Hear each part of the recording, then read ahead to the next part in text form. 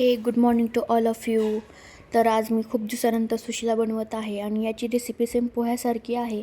तर फक्त जे चुरमुरे असतात त्याला छान भिजवून घ्यावे लागतात आणि सेम पोह्यासारखे बनवायचं. मग ते खाऊन घेतलं आणि सोबतच मी सानूचं ब्रेकफास्ट तयार केलं, जे दाल खिचडी मटार टाकून बनवलं होतं ते मी तिला खाऊ घातलं.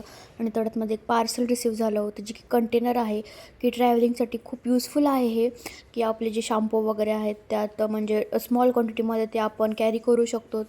जास्त जागा नाही खात बॅगमध्ये.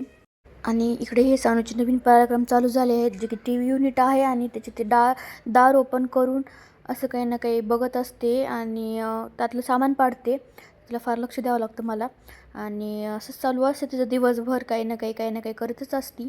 आम्ही तिला वॉकर पण आणलं आहे, पण ती त्यात बसत नाही अजिबात. हे असंच काहीतरी चालू असतं आणि मी काही बोलले ना तर माझ्याकडे बघती आणि डबल तिला जे करायचं तेच करते ती. तर असंच चालू असतं दिवसभर. आणि त्यानंतर आम्हाला थोडीशी ग्रॉसरी शॉपिंग करायला डीमार्टला जायचं होतं. छान असं तयार झालो आणि डीमार्टला जायला निघालो. सानूने मी छान असं मॅचिंग केलं होतं आणि डीमार्टमध्ये पोहोचल्यानंतर मी या ट्रॉलीमध्ये तिला असं चॉकलेट घ्यायचं चालूला. चॉकलेट घ्यायचं काय खायचं? चॉकलेट घ्यायचं चालला. नम नम नम नम नम नम नम खायचं. नम नम खायचं. बाबा सांगा नम नम खायचे. हां घ्या नाही ते काय करा खायचे मला नम नम खायचे.